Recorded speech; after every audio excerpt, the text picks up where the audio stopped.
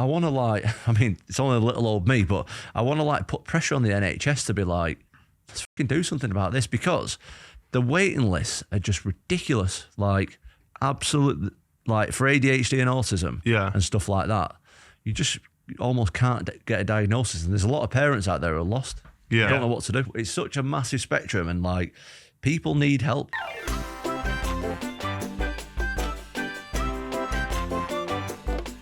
Just going back to your sons for a second, I read an article a while ago where you said that Paddy McGuinness helped try and get a diagnosis for autism for your son. I've got a 7-year-old son who we're currently going through the process of all the autism side. In that article, I thought you spoke really nicely about the whole thing. Do you mind talking about that a little bit and just kind of telling us what happened there and how you went through it all? What's going on with your son, if you don't mind me? So we went in to see the doctor a couple of years ago. There's actually a really funny thing about it, that the doctor basically spoke to my partner about him a lot, and then when the letter came through, that was in the letter, it basically just said he copies traits a lot of his dad, and it just said so he's really flamboyant, just like his dad. And I was like, I didn't realise I was also being tested by the doctor. But we've done that, and the doctor was basically like, he has autism, but you need the final full test. So we're about 2.5 years waiting. It's a long process, isn't it? Yeah, we're just waiting for that call to go in. I've got in fact, I won't even say who it is, but someone I know.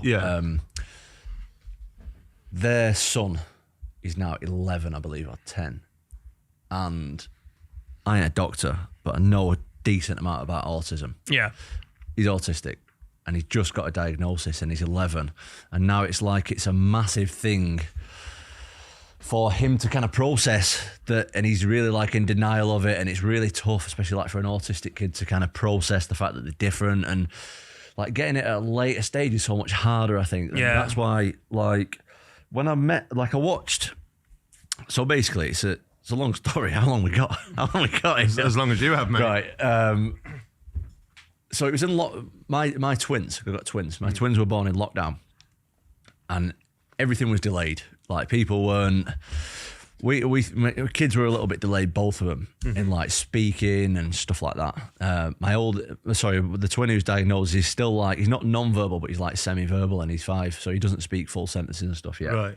But like he wasn't saying anything, and we're like, I was kind of like, it's just because like everyone's inside, you're not really seeing anybody, blah blah blah. So I was like in denial for quite a bit, and it just so happened that me and my wife watched Paddy McGuinness documentary, and he's got 3 autistic children.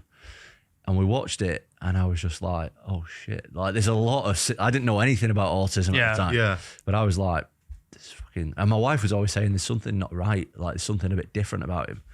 And we started watching it. I was like, there's fucking a lot of similarities here like, with this. And sorry, this is your eldest, isn't it? No, my eldest is not autistic. One of my twins is autistic. Oh, right, okay. And anyway, I did a question of sport, the programme. Yeah. Paddy McGuinness was hosting it, like, literally like a month later or something. I watched it. And so I met Paddy, and after we were speaking and stuff, I said, Paddy, I hope you don't mind me asking a personal question, but we're a bit suspect about one of my kids. I think he might have autism. Like, what would you recommend? And he was like, mate, try and get a diagnosis as soon as possible, because once they get diagnosis, there's so much difference on autistic people. Like, one might do one thing, the other person might be completely the opposite. He's like, they'll start tailoring help for your child. So it's like, right, okay, what do we do? So you give me the number for the people. Anyway, we tried getting it through the NHS, and there's like a 3-year waiting list. Yeah, so we're 2.5 years into it. The amount of progress that you can make in the 3 years is like unbelievable. And luckily, like, I was in a spot financially where I could like pay privately to get a diagnosis. Like, even now, we've not given up on the original one. And this was like 2 years ago, and we've still not got an appointment. Oh, wow. But he's been diagnosed anyway now, privately, but we've still not got an appointment. You're both in such similar boat with that then, aren't you? In a similar process. Absolutely wild. So I just I like speaking about it, because I want to it's only a little old me, but I want to put pressure on the NHS to be like, let's fucking do something about this, because the waiting lists are just ridiculous. Like, absolutely, like for ADHD and autism and stuff like that, you almost can't get a diagnosis, and there's a lot of parents out there who are lost. Don't know what to do. So here's an ignorant question you can help shed some light on, because there'll be a lot of people who don't know about this world. Getting that diagnosis is obviously important, but for what reasons? What does that benefit?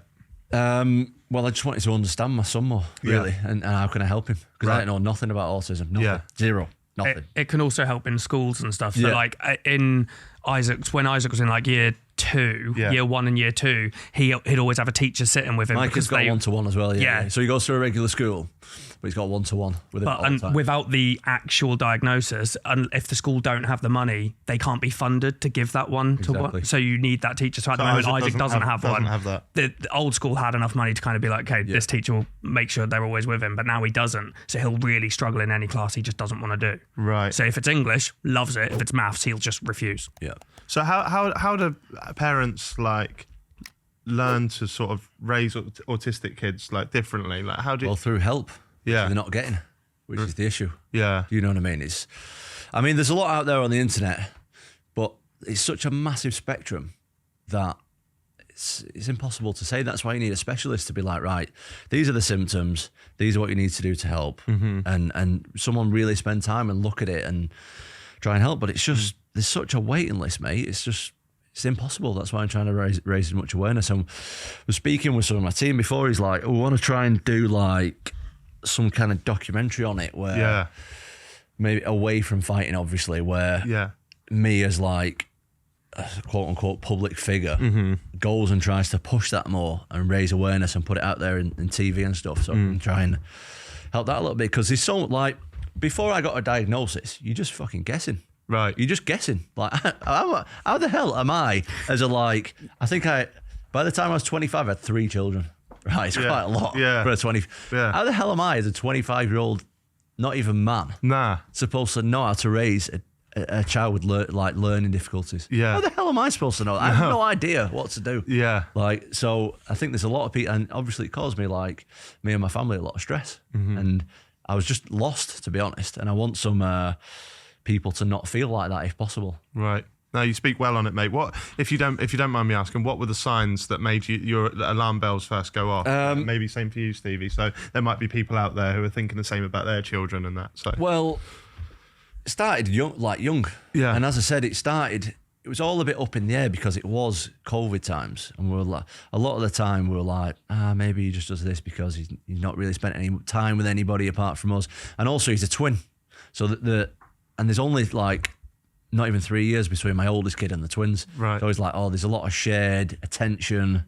They don't have enough time to work like all kinds of excuses. But even stuff like eye contact, speech delay, little mannerisms that they'll do, and my kid gets overwhelmed a lot in like public and stuff like that. And just like basics. But that's just for my child. Like, can be so there's so many different symptoms. That's something I found really weird. Like, I always kind of thought when you picture autism, naturally you're thinking someone who will shy away from other people, and Isaac will just go and speak to anyone. Like, he's happy to be near anyone.